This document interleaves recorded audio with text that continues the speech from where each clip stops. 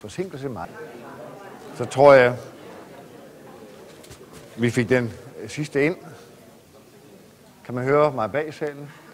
Kan man høre mig? Okay. Velkommen tilbage fra pausen, som vi holdt med kun 3 minutters forsinkelse. Meget imponerende. Vi skal videre i dagens tekst, og vi bliver i det angloamerikanske univers, som jo ofte er trendsættende på mange måder inden for marketing, også selvom marketingskulturen på mange måder er i virkeligheden meget forskelligt fra, hvad vi gør i vores lidt mere, skal vi sige, skyldsbetyngede kultur her i den protestantiske ende af den vestlige verden. Og det er det, der nogle gange gør, at der kan være clashes mellem det, der bliver sagt over for den anden side af Atlanten, som er i my perception sådan et mere logoorienteret samfund, end vi måske er. Og det kan vi jo så se, om det holder. So our next distinguished guest now from the United States will be Director Todd Gibson from Gibson Media. Tak. Jeg er meget glad for at være her i dag. Ja. Nå ja, jeg har det er meget spændende for mig til at komme op og søge jer i dag. Jeg bor i Danmark for 14 år siden, når jeg var på universitetet her i København. Så jeg studerede marketing i Europe og marketing i Danmark, så jeg kunne forstå den danske perspektiv. Så nu jeg kommer tilbage til at give jer noget ting. Til at give tilbage. Så jeg bor med en dansk familie, når jeg var her i Ejby, næsten til Glostrup, og jeg har kommet tilbage 14 gange, fordi jeg elsker Danmark. Så det er meget godt at komme til det, så tak. Er det okay, hvis jeg snakker på engelsk?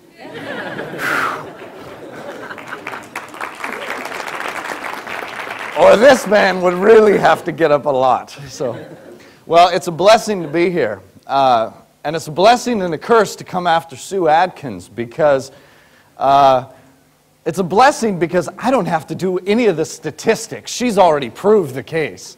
The curse is that I know lunch is next, so you're hungry, but hopefully that snack was good and I'll keep you a little bit entertained.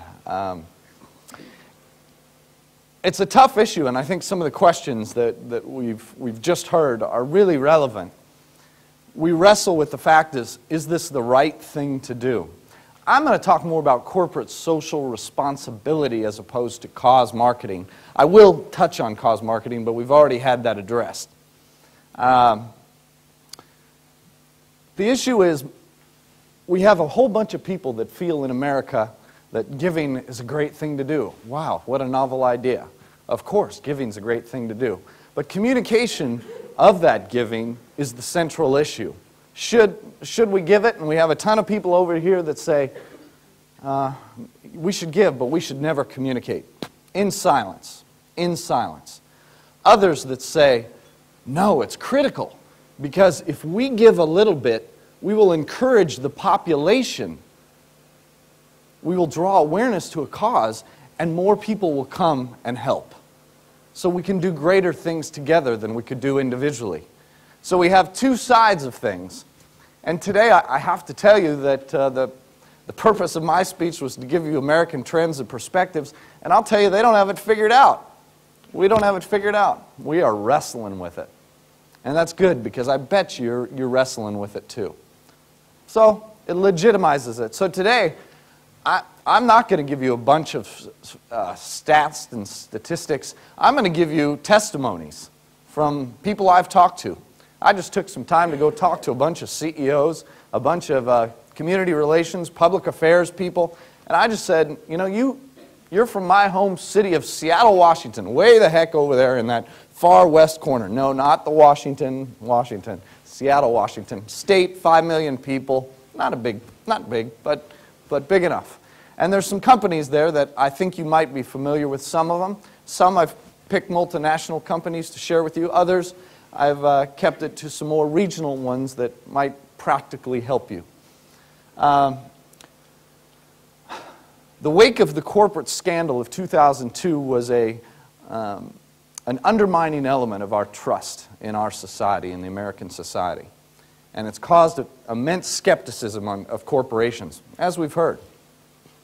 Also with charities, with 9/11, devastation, and everybody, just as the crisis said, everybody ran to help. But then there was, in some cases, charities didn't know what to do with the funds. They had so much money they didn't know what to do with it. And then there became this skepticism about the charities. It's a matter of trust. And there we go. How about there?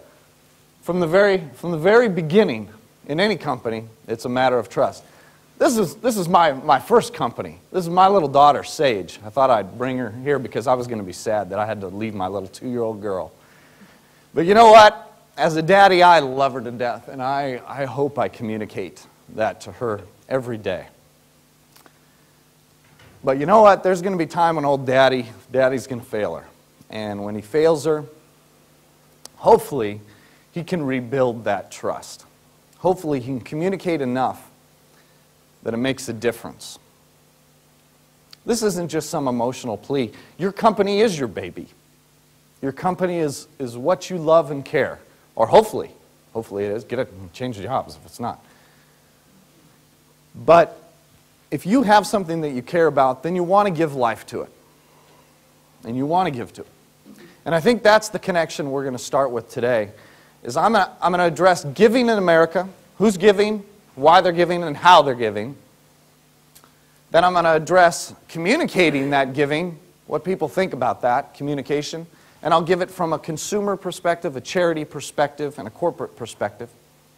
And lastly, if you decide that, yes, we are going to communicate that, then I'm going to give you 4 neighborly principles on how to do that. Sound all right? All right, easy. All right. So let's start with giving. Pretty easy. $9.2 billion per year, and 92% of the American corporations give in some way. $9.2 billion a year. Seems like a lot. You know what? It's actually not. Misleading figure. It's less than 1% of their net. Less than 1%.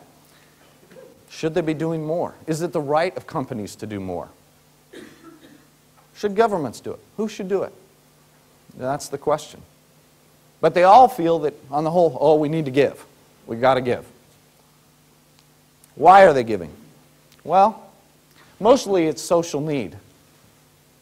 There we go. Mostly it's social need. They realize that we want to make a difference. But stakeholders, investors, are challenging us to be a little more strategic now with our giving. And the pressures that we heard a little bit about today, there's some outside pressures that are causing people to realize, we have to give. Customer loyalty. We've heard this statistic 3 times today. From an American perspective, 8 out of 10 consumers, if all things being equal, price and quality, will switch brands. So when that loyalty issue is there, it causes people a pressure to, we need to give. Investor concern. 6 out of 10 people will consider a company's corporate social responsibility, how they're meeting the needs of the community when deciding what companies to invest in. That's an important factor. They know that. That puts pressure on us. Public relations. There's a company, Holland America Cruise Line, in Seattle.